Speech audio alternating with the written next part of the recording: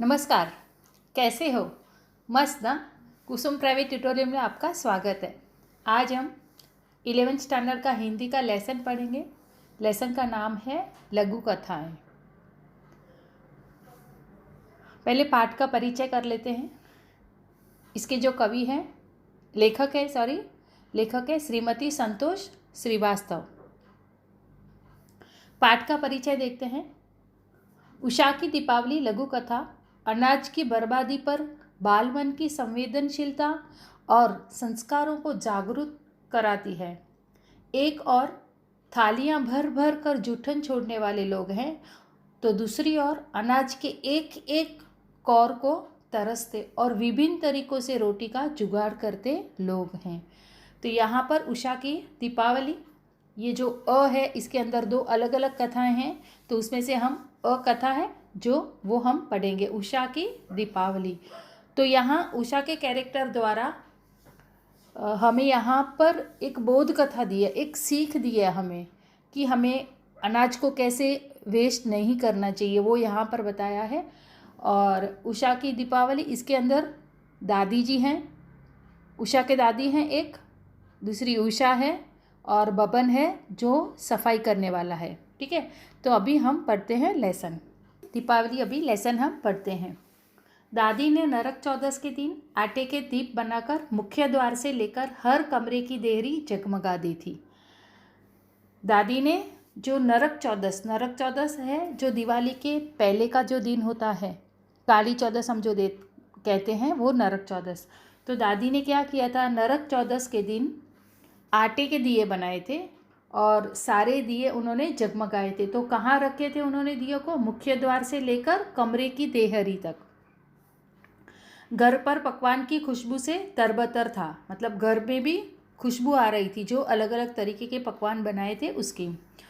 गुजियाँ, पपड़ी, चकली आदि सब कुछ था, मगर 10 वर्षीय उषा को तो चॉकलेट और बंगाली मिठाइयाँ ही पसंद थी। तो क्या कहते हैं यहाँ पर, अलग अलग पकवान बने थे जिसमें गुजिया, पपड़ी, चकली ये सब कुछ था, लेकिन उषा को क्या ज़्यादा पसंद था? तो चॉकलेट और बंगाली मिठाइयाँ। दादी जी कहती हैं कि तेरे लिए तेरी पसंद की मिठाई आएगी, यह सब तो पड़ोसियों, नाते रिश्तेदारों, घर आए मेहमानों के लिए हैं। तो गुजिया, पपड़ी, चकली ये सारे किसके लिए हैं? जो घर पर मेहमान आने वाले हैं उनके लिए। आटे के दीपक कमरे पर जलकर सुबह तक बुझ गए थे। मतलब जो दादी जी ने आटे के जो दीप बनाए थे, उन्होंने शाम को वो मुंडेर पर रखे थे, लेकिन अभी क्या हो गया था, सारे बुझ गए थे, सुबह होते होते सारे बुझ गए थे। उषा जॉगिंग के लिए फ्लैट से नीचे उतरी तो उसने देखा पूरा कंपाउंड पटाखों के कचरे से भरा हुआ था। अब ये रात में सारे जल के ख़त्म हो गए थे और रात में जिसने भी फटाके जिसने भी लगाए थे, जलाए थे, उन सारों सबका कचरा क्या हो गया था, सुबह कंपाउंड में ऐसे ही पड़ा था। उषा ने देखा सफाई करने वाला बबन उन दीपों को कचरे के डिब्बे में न डाल अपनी जेब में रख रहा था। उषा ने यहाँ पर क्या देखा कि बबन झाड़ू निकाल रहा है वहाँ पर, और जितने भी सारे जो दीप थे, सारे जो दिए थे, वो उसने कचरे के डब्बे में नहीं डाले, उसने कहाँ पर डाले? अपनी जेब में रखे। क्रूशकाय बबन कंपाउंड में झाड़ू लगाते हुए हर रोज उसे सलाम करता था। बबन कैसा है? क्रूशकाय का अर्थ है यहाँ पर जो शरीर से एकदम पतला हो वैसा। तो वो रोज़ सुबह झाड़ू लगाता है और उषा रोज़ सुबह जॉगिंग के लिए जब नीचे उतरती है तो उसको रोज़ सलाम करता है बबन। तूने दीपक जेब में क्यों रख लिए? उषा ने उसे पूछा कि तुमने जो दीपक थे सारे, वो तुमने अपनी जेब में क्यों रखे, मतलब अपनी पॉकेट में क्यों रखे, कचरे के डिब्बे में क्यों नहीं डाले? घर जाकर अच्छे से सेक कर खा लेंगे, अन्न देवता है ना। बबन ने खीसे निपोरे। मतलब क्या कह रहा है यहाँ पर? बबन कह रहा है उषा को कि घर में जाकर जो ये आटे के जो दिए बनाए थे, वो जो आटे अभी कच्चा है ना, आटा का दिया, तो मैं घर पे जाके उसको सेकूंगा, फिर उसको खा लूँगा। और कहता है ऊपर से कि अन्न तो देवता है ना, अन्न को हम कचरे के डिब्बे में कैसे डाल सकते हैं। उषा की आंखें विस्मय से भर उठी। मतलब यहाँ पर उषा आश्चर्यचकित हो गई। तमाम दावतों में भरी प्लेटों में से जरा सा टूंगने वाले मेहमान और कचरे के डिब्बे के हवाले प्लेटों का अंबार उसकी आंखों में सैलाब बनकर उमड़ आया। तो यहाँ पर क्या कहते हैं, यहाँ पर बहुत बड़ी बात बताई है कि भरी प्लेटों में अगर क्या करते, जब भी कोई फंक्शन रहता है, शादी ब्याह रहते कोई भी, तो गेस्ट जो मेहमान है वो गेस्ट क्या करते हैं, थोड़ा सा खाते हैं और वो प्लेट को कचरे के डिब्बे में के डाल देते हैं। इसके लिए उषा के यहाँ पर कहती है कि अंबार, तो अंबार का यहाँ पर अर्थ लिया है ढेर। जो प्लेटें हैं, प्लेटें भरी हुई हैं, थोड़ा ही खाना खाया, उसका अंबार लग गया है, मतलब उसका ढेर लग गया है। आंखों में सैलाब बनकर उमड़ आया, तो सैलाब का अर्थ है यहाँ पर बाढ़। तो उषा को वो सब याद आता है कि लोग कैसे करते हैं, तो उसकी आंखों में ऐसे लगता है कि इस प्लेटों की बाढ़ आ गई है। वह दौड़ती हुई घर की ओर दौड़ती है। ये सब देखकर वो क्या करती है, सीधा घर की ओर दौड़ती है। जल्दी जल्दी पकवानों से थैली भरी और दौड़ती हुई एक सांस में सीढ़ियाँ उतर गई। मतलब दौड़ती दौड़ती क्या करती है, उसने पकवान की थैली भरी और वो नीचे लेके आ रही है। अब वह थी और बबन की कांपती हथेलियों पर पकवान की थैली। यहाँ पर बबन कांप रहा था। क्यों कांप रहा था कि उसको खुशी भी हो रही थी और ये भी लग रहा था कि मैं इस छोटी बिटिया के पास से कैसे मैं लूँ ये मिठाई का बॉक्स। उषा की आंखों में हजारों दीप जल उठे और पकवानों की थैली देख बबन की आंखों में खुशी के आंसू छलक आए। तो क्या कहते हैं यहाँ पर कि उषा जैसे वो लेके आई पैकेट, देखो वो चित्र में दिख रहा है, उषा जैसे पैकेट लेके आई, उस पैकेट में हजारों दीप जल, उसको ऐसे लगा कि यहाँ पर हजारों दीप जल उठे और उसको खुशी के आंसू आ गए बबन के। क्यों खुशी के आंसू आना, यहाँ पर आंसू छलकना का मुहावरा है खुश हो जाना।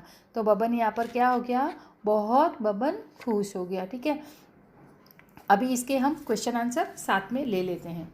दादी ने आटे के दीपों से जगमगा दी थी। क्या जगमगा दी थी, तो घर का मुख्य द्वार, और दूसरा बॉक्स है घर के हर कमरे की देहरी। ठीक है,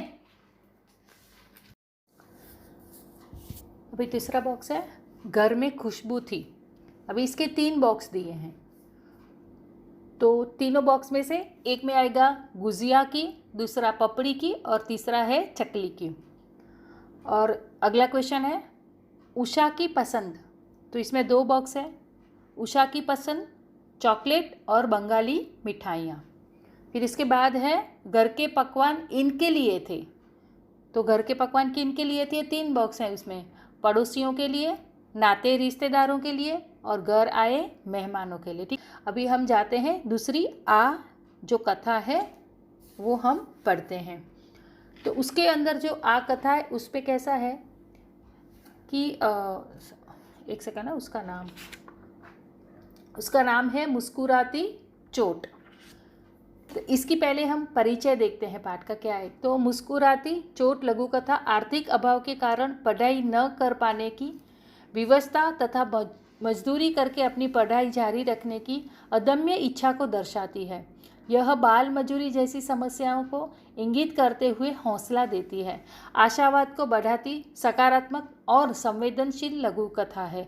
तो यहाँ पर एक बाल मजूर कैसे मजूरी करता है, उसको पढ़ाई नहीं कर पाता है, तो ये सारी चीज़ें यहाँ पर बताई है। और वो कैसे अपनी पढ़ाई करता है, देखो जहाँ चाह वहाँ राह जो बात है ना, ये यहाँ पर सही हमें लगेगी, आपको भी सही लगेगी वहाँ पर, कि अगर हमने ठान लिया कि मुझे कुछ करना है तो अवश्य वो हम कर पाते हैं और उसको करने के लिए हम जी जान से 100% अपना पूरा देते हैं। यहाँ पर यही हमें बोध मिलता है कि हमें अगर हम जो चाहते हैं ना वो कर लेते हैं, लेकिन वो करने के लिए हमारे पास 100% करने का एफर्ट हमारे पास होना चाहिए, ऐसी हमारे पास जिज्ञासा, इच्छा, लालसा होनी चाहिए। मुस्कुराती चोट। घर में बाबा बीमार थे। अच्छा, यहाँ पर बाबा, बबलू और एक सेठानी है जिसके पास वो रद्दी लेने के जाता है और उसकी एक बिटिया भी है। तो यहाँ पर घर में बाबा बीमार थे, उनकी दवाई, राशन के लिए पैसे चाहिए थे। माँ 4 घर में चौका बर्तन करके जितना लाती थी वह सब बाबा की दवाई और घर में ही लग जाता था। तो यहाँ पर क्या कहते हैं कि जो भी खर्चा होता था, राशन वगैरह जो भी,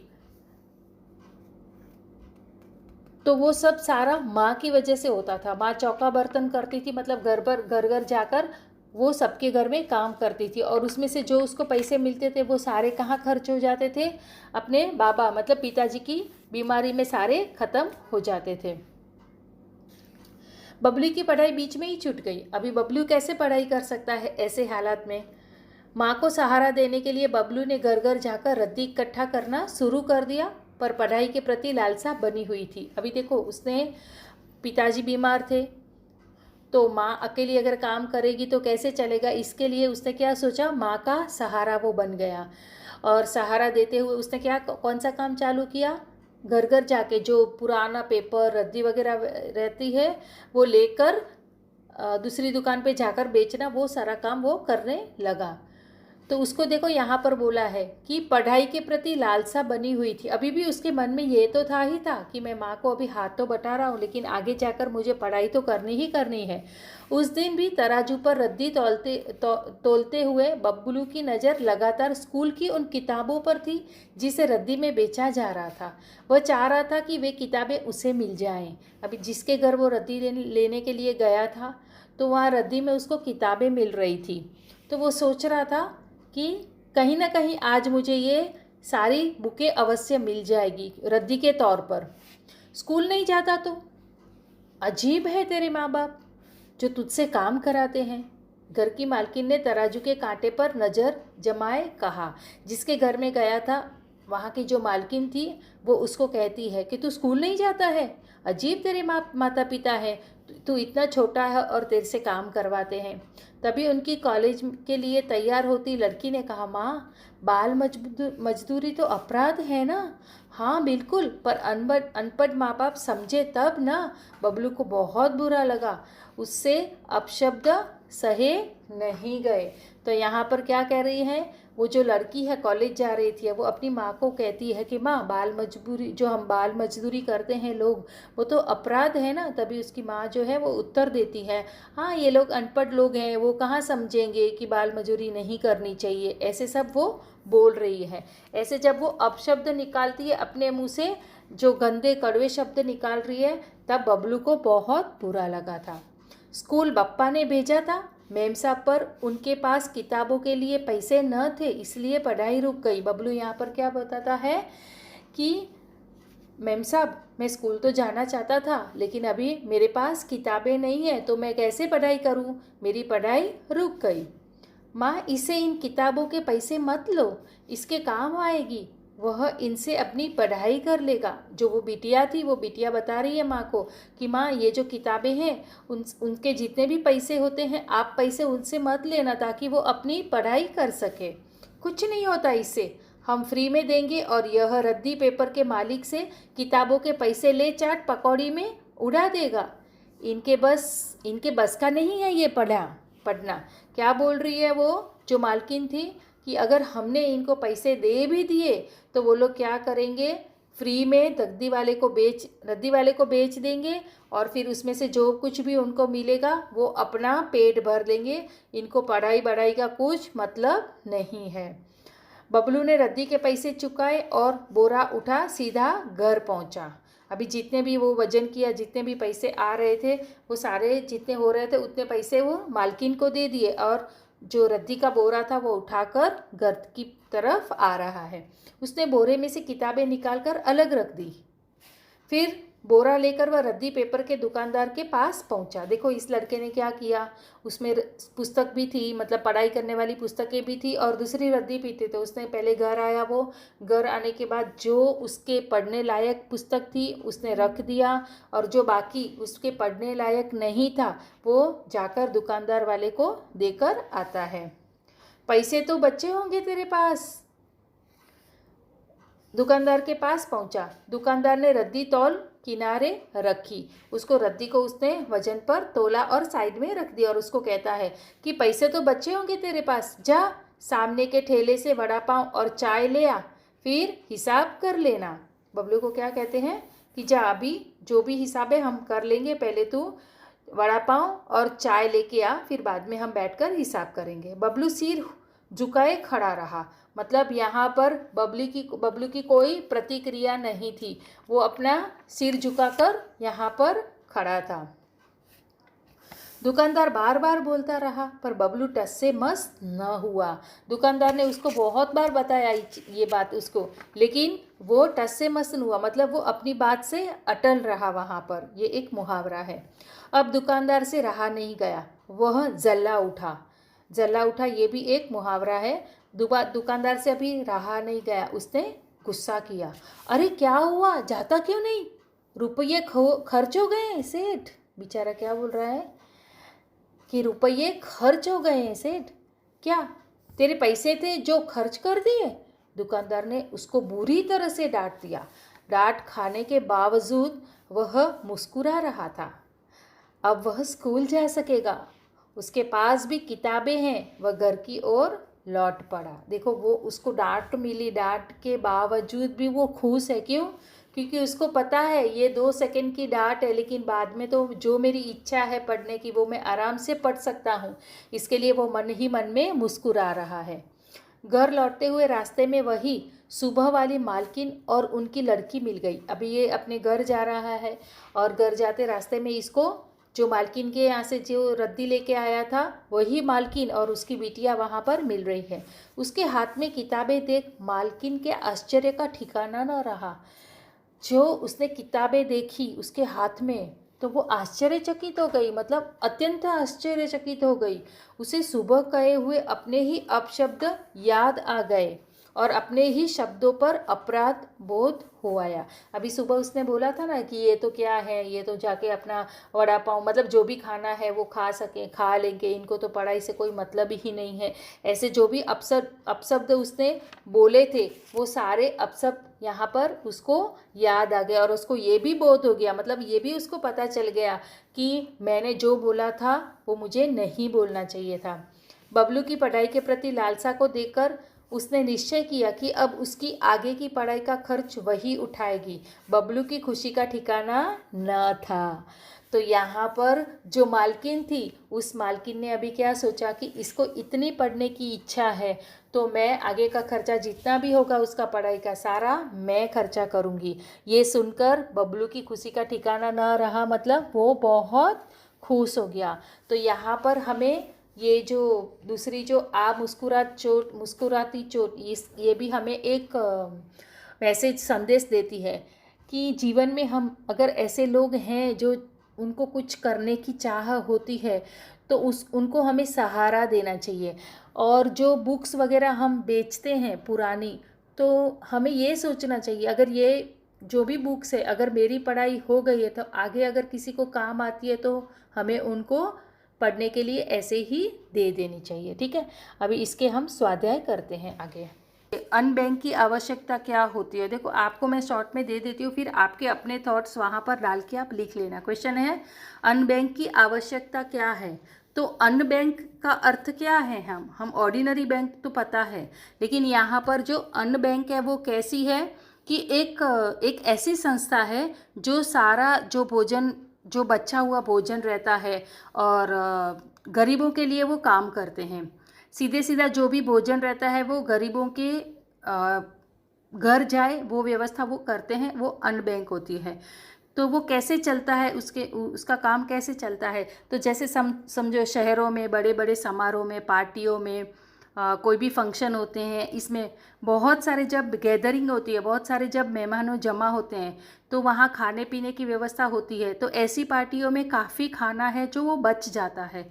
तो बच जाने के बाद क्या करते हैं, वहाँ से जो समारोह पार्टियों जब ख़त्म हो जाती है तो वहाँ जो भी खाना बचता है उस जो खाद्य पदार्थ होते हैं उनको सबको एकत्रित करते हैं और गरीबों को और ज़रूरतमंदों को वो वहाँ मुफ्त में वितरित करते हैं। इस बैंक का ऐसे ये अन्न बैंक जो है वो काम करती है और छोटे छोटे शहरों तथा बड़े बड़े गांवों तक का इसका विस्तार होता है। तो ये सब चीज़ों की हमारे देश में भी आवश्यकता है ताकि कोई भी लोग है यहाँ पर भूखा ना रहे। इसके लिए हमें समय समय पर ये ऐसे बैंकों की भी अधिक से अधिक संस्थाओं को ये ऐसे बैंक चलाने चाहिए। ठीक है, तो ये वाला मैंने आंसर आपको बता दिया। इसके बाद में एक ये आंसर है कि शिक्षा से वंचित बालकों की समस्या विषय पर अपना मत लिखिए। तो यहाँ पर जो बच्चे शिक्षा नहीं ले पाते हैं, तो ऐसे बच्चों के लिए जो समस्या है, तो उसके लिए हमें क्या करना चाहिए उनके लिए। तो ये जो बच्चे हैं ऐसे हर एक चीज़ के लिए वो समस्या का सामना करते हैं, उनको पढ़ने के लिए नहीं मिलता है और अशिक्षा के कारण ऐसे बच्चों का जो मानसिक विकास है वो विकास नहीं हो पाता है। तो और कभी कभी वो लोग कुछ ऐसी बुरी आदत भी उनको लग जाती है, तो समाज के लिए सब ये अच्छा नहीं है। तो ऐसे बच्चों को हमें ऐसे बच्चों को हमें पढ़ाने के लिए कुछ सुविधा रखनी चाहिए, उनकी भावनाओं को हमें समझना चाहिए। फिर जो ऐसे जो अशिक्षित बच्चों में जो आत्मविश्वास होता है वो कम होता है, क्योंकि आत्मविश्वास हमें कैसे आता है, पढ़ाई से ज़्यादा, पढ़ाई की वजह से हमें आत्मविश्वास आता है। तो अशिक्षित बच्चों में आत्मविश्वास की कमी होती है, इसलिए हमें भी उनको सलाह सूचन करने चाहिए। हमें ऐसे शो ऑर्गेनाइज करने चाहिए जिससे उनको मोटिवेट मिले, पढ़ाई करने के लिए आगे उनको सुविधा मिले। फिर जो बाल मजूरी करते हैं वो बाल मजूरी अपराध है, तो ये हमें ध्यान देना चाहिए कि हमारे आसपास कोई ऐसे लोग हैं कि जो बाल मजूरी करते हैं बच्चे, तो वो हमें ध्यान देना चाहिए और उनके प्रति हमें कुछ ना कुछ काम ऐसा करना चाहिए। तो ये सब जो चीज़ें हैं हम अगर करेंगे तो जो बच्चे निराश हो जाते हैं, कभी कभी आत्महत्या करने के लिए भी प्रेरित होते हैं, तो ये सब हमें समाज में ऐसे काम करने चाहिए ताकि शिक्षा से जो वंचित बच्चे हैं उनके जीवन में जो जो समस्या है उन समस्याओं का हमें समाधान भी करना चाहिए। तो ये वाला मैंने आपको आंसर भी बता दिया। तो अभी अपना यहाँ पर स्वाध्याय ख़त्म हो गया है।